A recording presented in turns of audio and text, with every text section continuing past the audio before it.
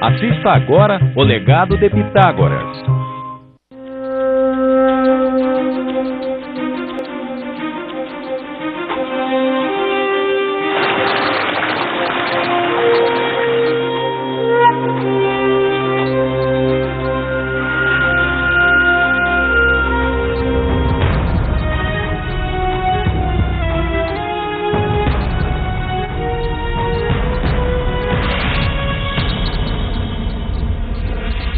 O Legado de Pitágoras. Versão brasileira, Som de Veracruz Studios. Distribuição Sinapse. Larsa, uma cidade ao sul do Iraque, um dia foi um lar de civilização mesopotâmica em desenvolvimento. Em 1923, vários tabletes de argila datados da era babilônica foram encontrados aqui.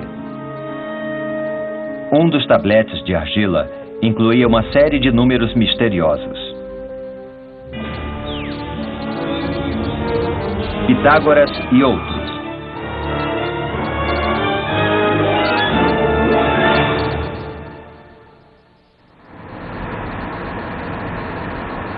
Nossa busca por esse tablete de argila nos trouxe a Manhattan, no coração da cidade de Nova York.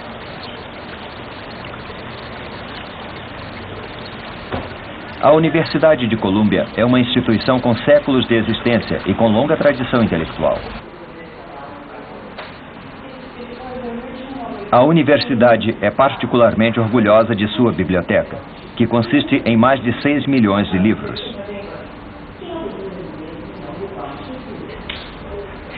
Muitos materiais raros contendo informações valiosas são guardados aqui. O que nos trouxe aqui foi um registro feito pelos babilônios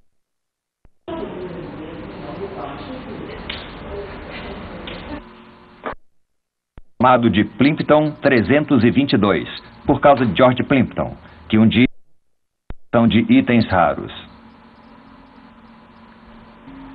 Raramente foi aberta uma exceção para nós.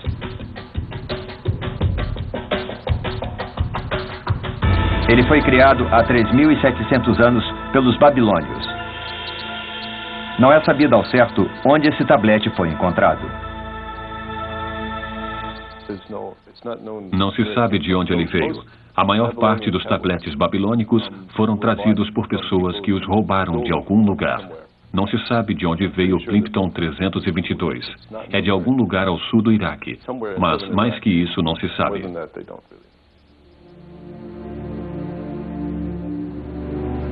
Estudiosos acreditam que esses tabletes do tamanho da palma da mão foram um dia partes de um tablete maior que foi quebrado. O tablete tem 4 colunas com números escritos no antigo sistema de escrita conhecido como cuneiforme. Quando essa pedra foi encontrada, estudiosos acharam que podia ser uma pedra mantida por um mercador. O tablete foi descoberto em 1923 por Edgar Banks, um arqueólogo e negociante de antigas relíquias. Foram necessárias 2 décadas para que finalmente se entendesse seu conteúdo. Que segredos guardam esses números?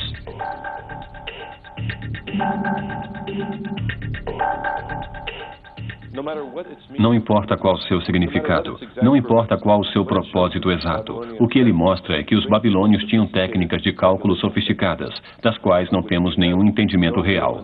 Em outras palavras, há uma parte escondida da matemática babilônica.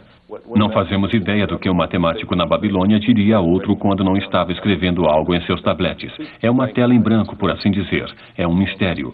O Plimpton 322 é muito sofisticado, não importa qual o seu propósito. Ele mostra que eles sabiam muito mais do que imaginamos que eles soubessem.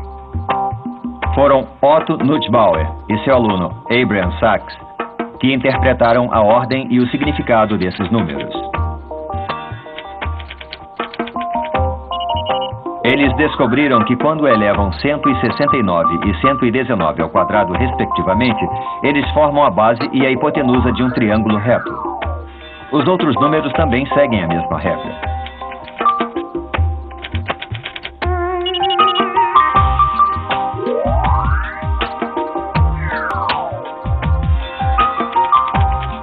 Plimpton 322 estão escritos os comprimentos dos catetos de 15 diferentes triângulos retângulos. Eles são os triângulos retângulos que vemos no Teorema de Pitágoras.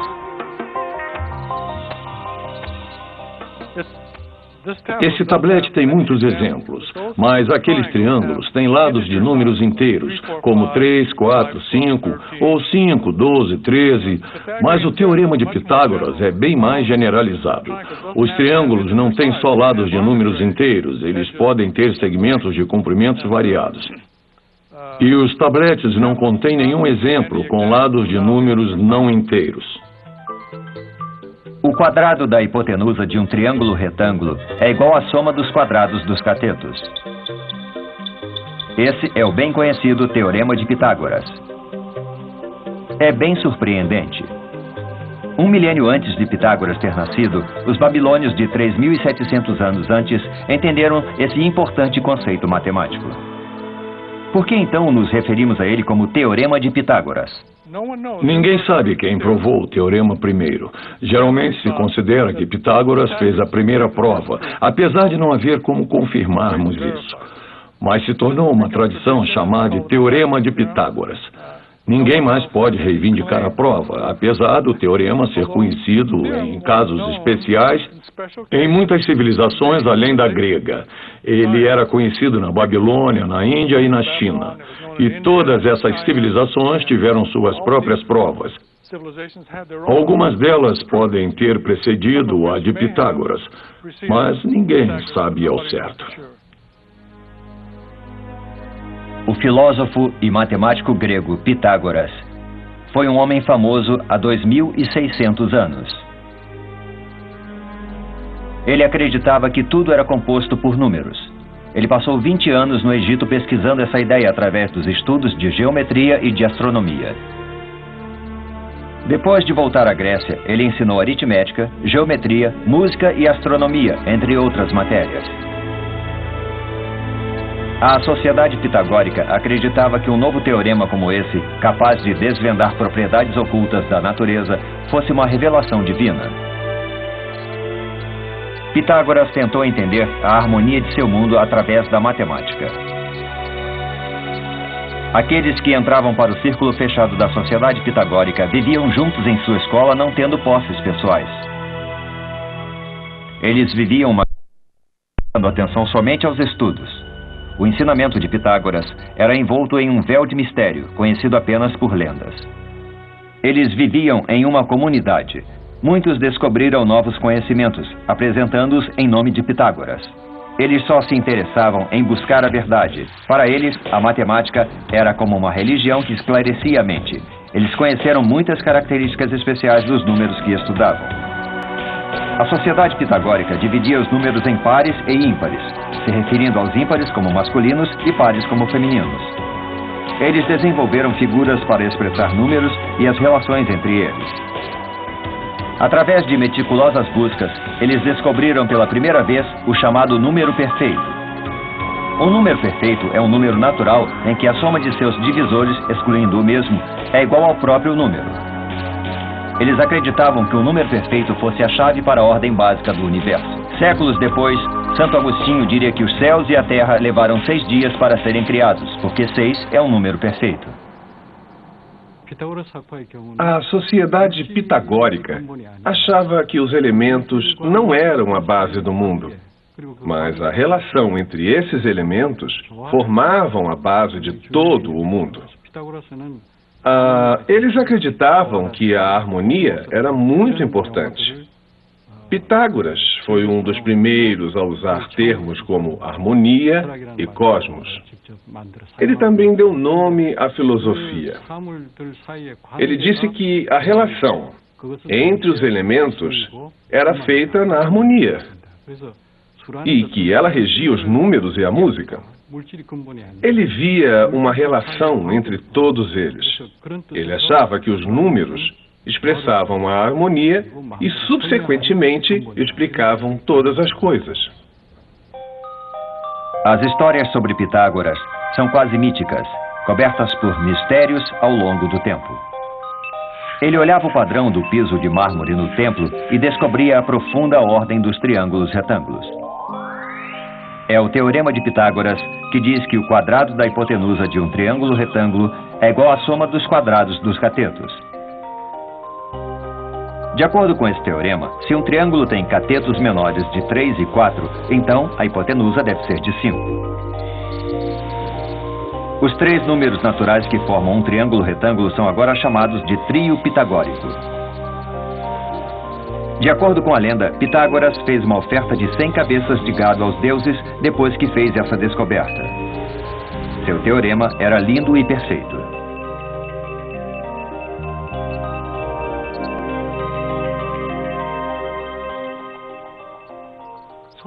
Por causa de Pitágoras, acreditamos que a matemática ocidental começou na Grécia. A lógica estava no centro da matemática grega. Eles usaram a lógica para provar coisas com figuras e foi assim que consolidaram o seu conhecimento do mundo. Muitas pessoas sabiam dessas coisas por experiência própria. As pessoas sabiam pela vivência que os lados de um triângulo eram 3, 4 e 5. Mas ele provou em um teorema que A ao quadrado mais B ao quadrado é igual a C ao quadrado. Isso se aplica em todos os casos de um triângulo retângulo. E foi com esse conhecimento que ele sintetizou muitas informações. A matemática dos triângulos retângulos, junto com o teorema de Pitágoras, formou a base da geometria da Grécia Antiga e até a base de sua civilização. Os templos gregos eram lindos e maravilhosos, construções que revelavam sutilmente a geometria que eles amavam. Esse imenso anfiteatro foi criado de acordo com o equilíbrio adequado e a razão harmoniosa. É incrivelmente bonito porque a razão dá um senso de estabilidade a ele. Um tijolo que parece não intencional esconde um segredo, enquanto um pilar esconde uma verdade matemática. Entre eles, podemos encontrar uma proporção áurea, que os antigos gregos chamavam de razão mais perfeita e mais harmoniosa. Para chegar a ela, você divide os lados de um quadrado em quadrados iguais e põe 1/4 de círculo dentro de um deles. Daí você produz um ponto na linha base. Ela tem a razão de 1.618 para 1, que é conhecida como a proporção áurea. O piso e as laterais do Partenon têm retângulos que seguem a proporção áurea.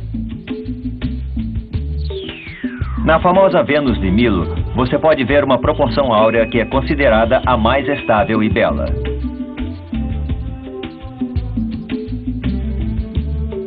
A Sociedade Pitagórica encontrou essa proporção áurea em seu próprio símbolo, o pentagrama. As linhas diagonais de um pentágono formam uma estrela com outro pentágono dentro dela. Todas as linhas na estrela seguem a proporção áurea.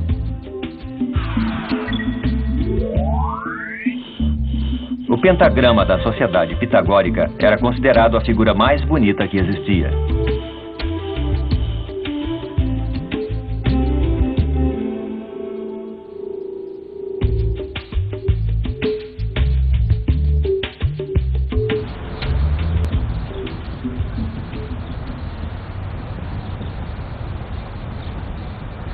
O teorema de Pitágoras esteve oculto na lenda, mas ficou finalmente conhecido no mundo 3 séculos depois da morte de Pitágoras na Alexandria, no Egito. A Alexandria, cidade portuária ao sul do Mediterrâneo, era um grande centro de comércio da época.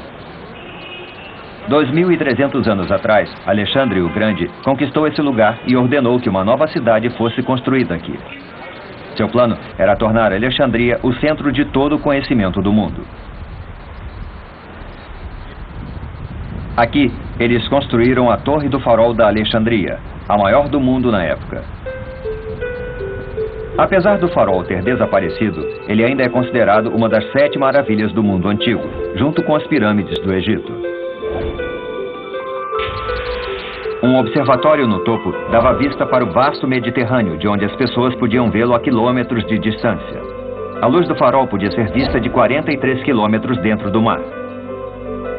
O farol era um guia para navios no Mediterrâneo.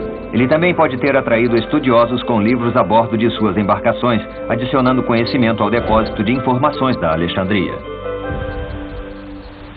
O conhecimento de todo mundo se acumulava na Biblioteca da Alexandria. 2.300 anos atrás, a Biblioteca da Alexandria era a maior do mundo. Ela continha até um museu.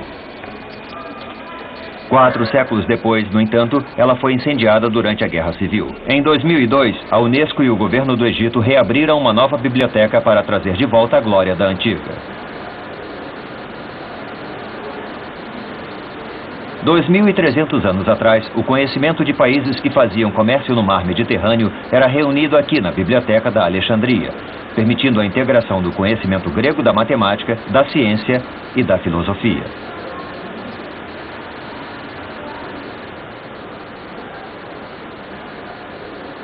A antiga biblioteca era o coração da cidade portuária da Alexandria.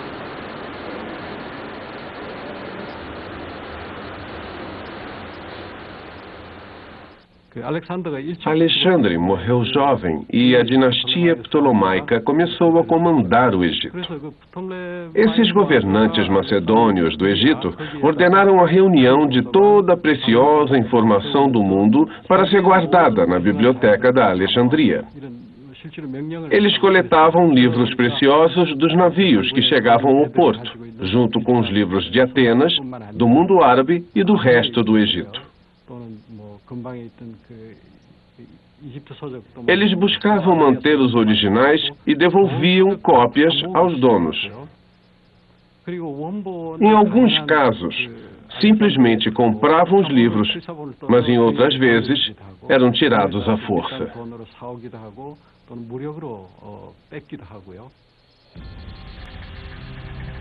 Produzimos uma imagem por computação gráfica de como a biblioteca deveria ser há 2.300 anos. Esse foi o primeiro centro de pesquisas do mundo. Vários grandes estudiosos se reuniam aqui para discutir seus estudos e para adquirir conhecimento.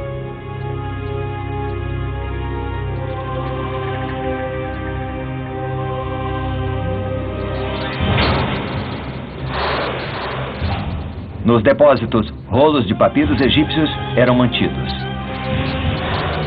Na época, dizem que havia entre 200 e 500 mil rolos de papiro mantidos lá.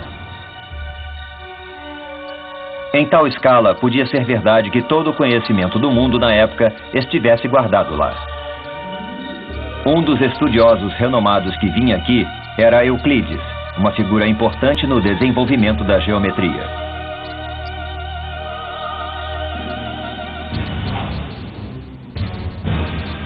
O original da Euclides, o principal texto matemático da época, era mantido aqui.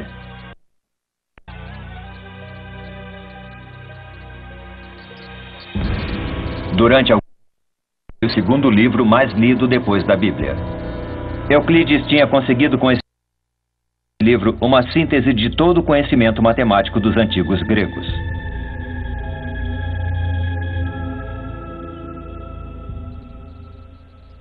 Em Euclides ele começa com declarações muito elementares. No final ele está falando sobre coisas muito complicadas que não são óbvias intuitivamente, mas por causa da argumentação sabe-se que são verdadeiras. É uma estrutura bonita e interessante, na verdade.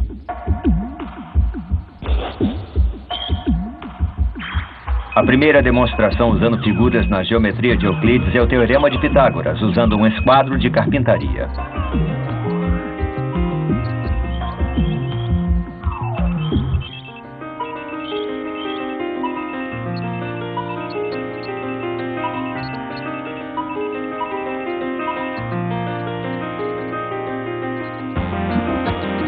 Há várias formas de se provar o Teorema de Pitágoras. Uma delas é usando a razão de dois triângulos semelhantes. O método algébrico é a segunda. A terceira é o método geométrico, a comparação dos tamanhos. Nos últimos 2 milênios houve mais de 300 demonstrações do Teorema de Pitágoras. Não foram só matemáticos que provaram o teorema.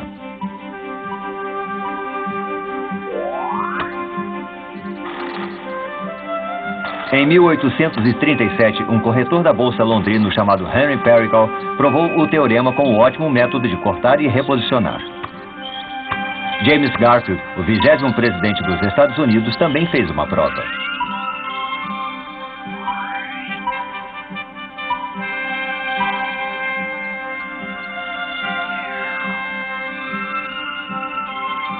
Por que tantas pessoas nos últimos milhares de anos provaram esse teorema de tantas maneiras diferentes?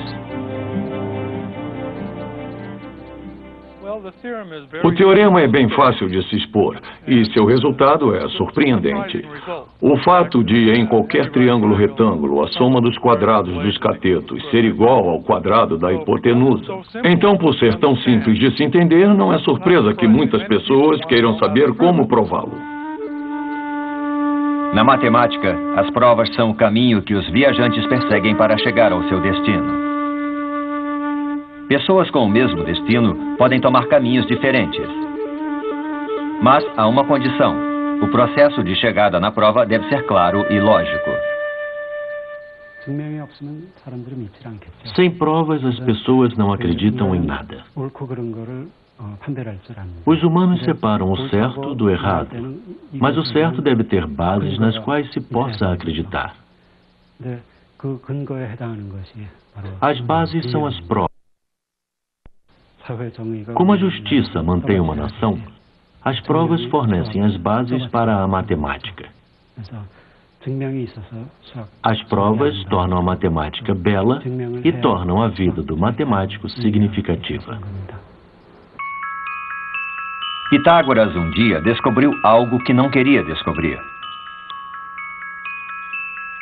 Na época, as pessoas só usavam números naturais, os números inteiros positivos, como 1, 2 ou 3. Ou usavam frações, que são a razão entre dois números naturais. Na sociedade pitagórica, acreditava-se que qualquer número podia ser expressado como a razão de dois números naturais. Mas eles descobriram que a diagonal de um quadrado com lados de comprimento iguais a 1 não pode ser expressada como uma fração, baseada em um número inteiro. O comprimento dessa diagonal era um radical que começava com 1.414 e com dígitos infinitos, e marcava a descoberta dos números irracionais. Essa descoberta não intencional causou um pouco de confusão. Eles acreditavam que todas as verdades do mundo podiam ser explicadas por números, mas esses números irracionais sacudiram o núcleo de sua fé. Sua existência deixou Pitágoras profundamente perplexo. Ele os chamava de Alagon, que significa algo que não se pode dizer. Os números irracionais se tornaram segredos que os seguidores de Pitágoras deveriam levar para o túmulo.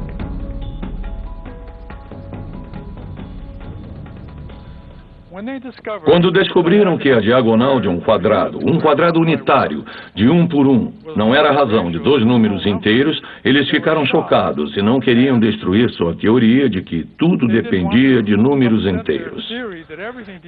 Então, esse deve ter sido um motivo deles terem mantido isso em segredo, mas eles mantinham a maior parte de seus resultados em segredo. Nunca anotavam nada, nem mesmo quando faziam descobertas. Eles comunicavam tudo oralmente.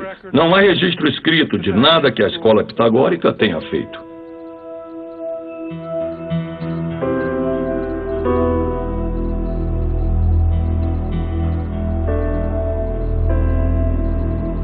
Mas nenhum segredo pode ser mantido para sempre. Para Hipaso, um estudioso pitagórico, foi uma descoberta surpreendente saber de números que não eram formados por números naturais definidos. Graças a ele, o segredo não foi guardado. De acordo com a lenda, Hipaso quebrou as regras da sociedade secreta de Pitágoras e revelou a outros a existência dos números irracionais. Ele era como um câncer que ameaçava aquela sociedade. Se a verdade desses números irracionais inexplicáveis fosse conhecida pelo mundo, eles temiam que isso pudesse destruir a base da sociedade pitagórica e sua crença de que os números eram a realidade máxima.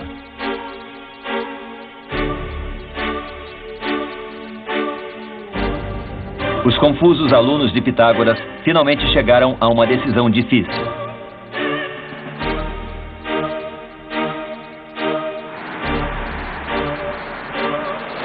No dia seguinte, antes que todos acordassem, os alunos foram para o mar com Hipaso. A sociedade descobriu os números irracionais, mas manteve o conceito em segredo. Esses não eram meros números, mas um novo e infinito mundo matemático que ameaçava seu mundo. Hipaso foi sacrificado no mar Mediterrâneo.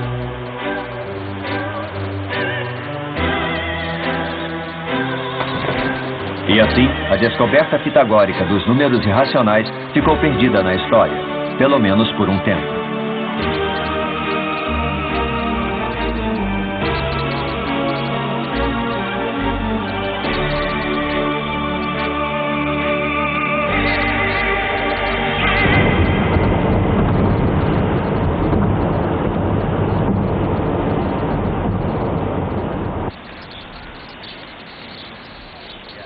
Há quanto tempo as pessoas souberam da existência dos números irracionais que não podiam ser expressados por números naturais? A Universidade de Yale, de 300 anos, tem a segunda maior biblioteca universitária do mundo, uma vasta coleção de 12 milhões de livros. Um famoso volume aqui é a Bíblia de Gutenberg, a primeira Bíblia a ser impressa. Nessa biblioteca, onde se pode ver livros raros do mundo e outros materiais anteriores a eles, é possível encontrar algo que conta a história da matemática.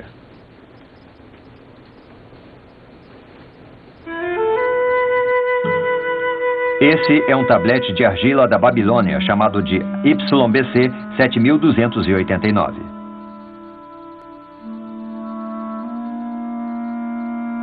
O professor Christopher Anastastakis estuda a antiga matemática através dos tabletes de argila babilônicos. Surpreendentemente, os números cuneiformes e desenhos do tablete de argila são sobre um triângulo retângulo.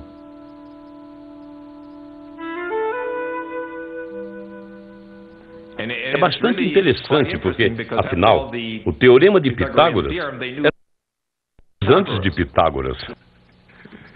Eles eram gênios, eu acho. Muito bons. E nós ainda os admiramos.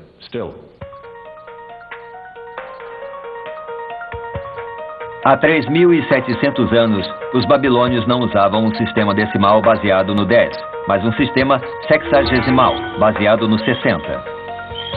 Se você decifrar os números desse tablete, vai ver 1, 24, 51 e 10.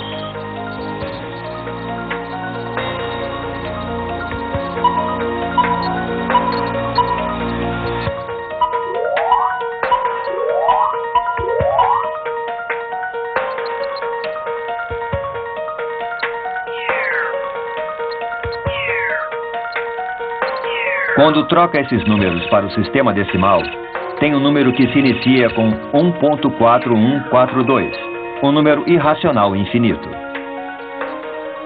Ele é mais conhecido hoje como a raiz quadrada de 2. Os babilônios conheciam o número irracional da raiz quadrada de 2, também chamado de radical 2, há 3.700 anos. Se pegarmos 1.414 e depois elevar ao quadrado, você tem 1.9994, que é bem próximo de 2. O quadrado de 2 não pode ser escrito como fração. Em outras palavras, não há uma fração p sobre q que elevado ao quadrado p sobre q ao quadrado seja igual a 2. E isso era sabido pelos antigos gregos. Então você não pode escrever como simples fração e tem que usar aproximações. É isso que é um número irracional. Ele não tem razões simples de inteiros para inteiros.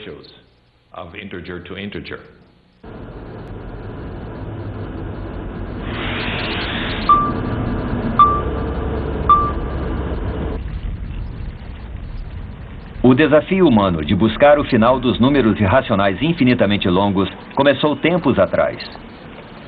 Essa é a ilha italiana da Sicília, no meio do mar Mediterrâneo.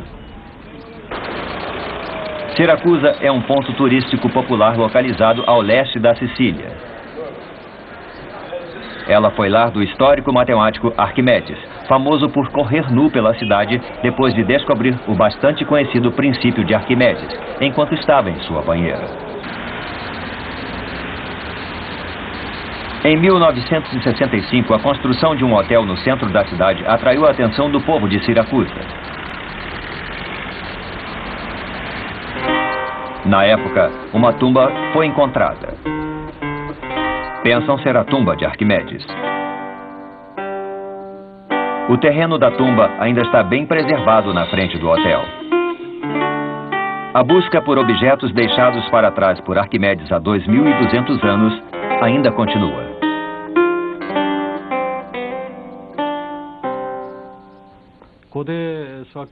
Há muitos matemáticos famosos de tempos antigos, mas Arquimedes era particularmente conhecido por aplicar a matemática ao mundo real. Sua filosofia do conhecimento prático foi levada para outras gerações, incluindo grandes pensadores como Leonardo da Vinci e Isaac Newton. Eles entenderam os elementos e o espírito da matemática.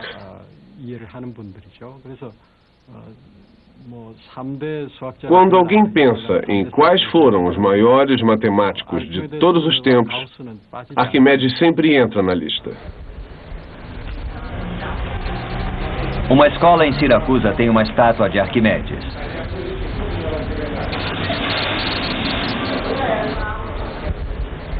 Ele foi um grande técnico que descobriu o princípio da alavanca.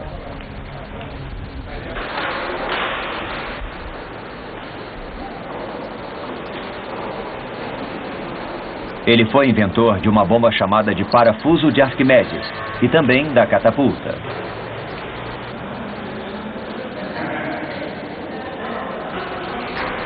A motivação por trás dessas criações era seu interesse na matemática. Quando Siracusa estava sob o domínio das tropas romanas, ele demonstrou seu talento como inventor.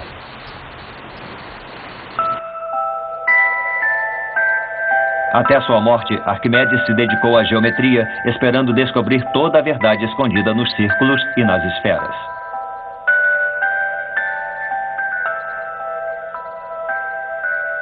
Onde quer que fosse, ele tentava levar seus estudos adiante, mesmo desenhando figuras no chão. Para Arquimedes, o círculo era a coisa mais perfeita e mais bonita de ser vista.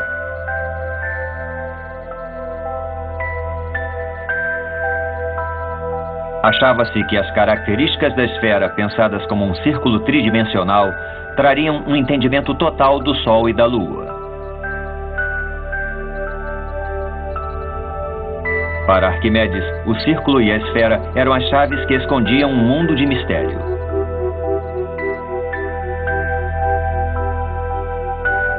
Então, um dia, quando Arquimedes estava medindo a circunferência de um círculo, ele descobriu uma característica importante comum a todos os círculos.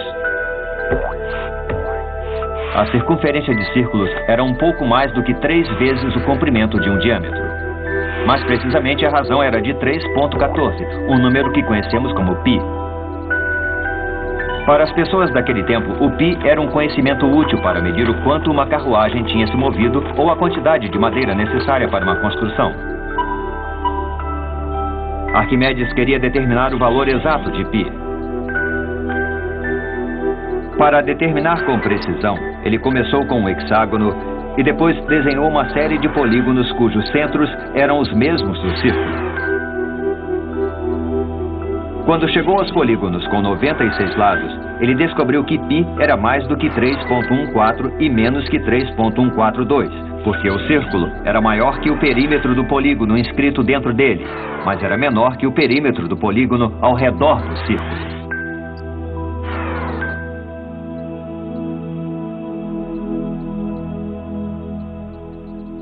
As pessoas pensavam nesse número há muito tempo. Essa razão é um pouco mais que 3. 3.14, 15 e daí por diante. E é natural que as pessoas digam, que número é esse? Os pitagóricos queriam saber, esse é um número racional? Não é um número racional. Mas não é fácil provar que não é um número racional. Arquimedes realmente deu uma contribuição muito importante para a matemática quando mostrou que esse número π também ocorre quando você calcula a área de um disco circular.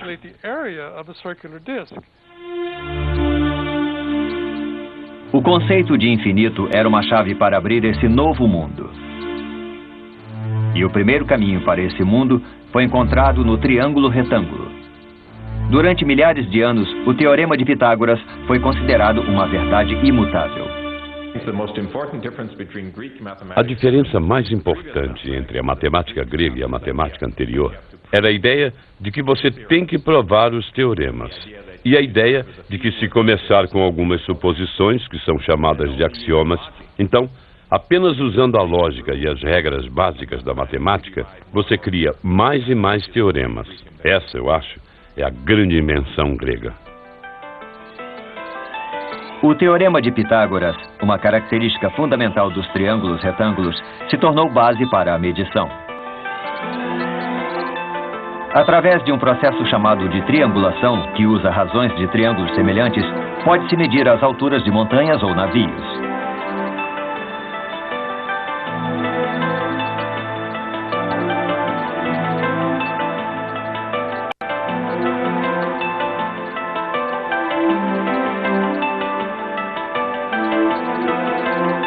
O Teorema de Pitágoras é um conceito relacionado a uma figura bidimensional, mas é usado para medir a distância entre pontos em um espaço tridimensional.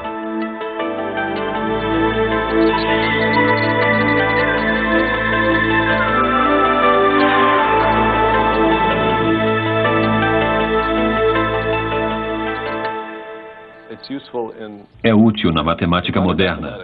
É a base de quase todos os cálculos na geometria de natureza prática. Então, na moderna matemática, nós coordenamos sistemas. Temos um eixo X vindo por aqui e um eixo Y indo por aqui. E você tem que saber qual a distância entre dois pontos. E para calcular essa distância, você tem que saber o Teorema de Pitágoras. Esse é o cálculo básico em toda a geometria na computação gráfica. Assim que você começa a criar programas e fazer gráficos, você tem que usar o Teorema. Então, é a base da qual depende toda a geometria analítica.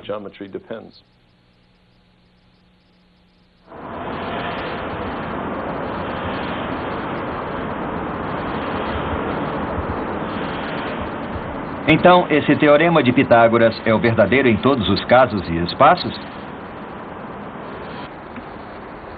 Deixamos a sala de aula e trouxemos o triângulo para um grande espaço do mundo real para demonstrar sua exatidão.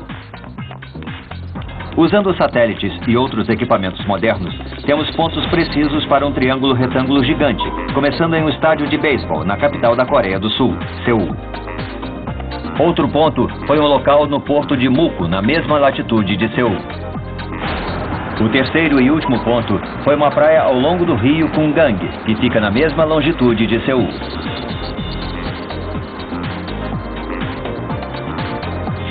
Começando no estádio de beisebol em Seul, criamos um imenso triângulo retângulo.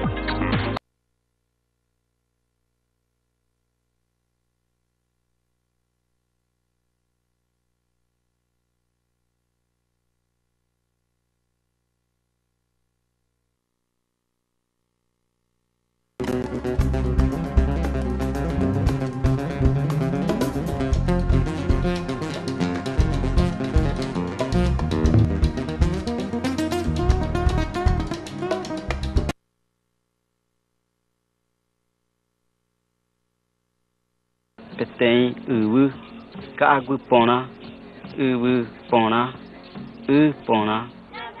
etapa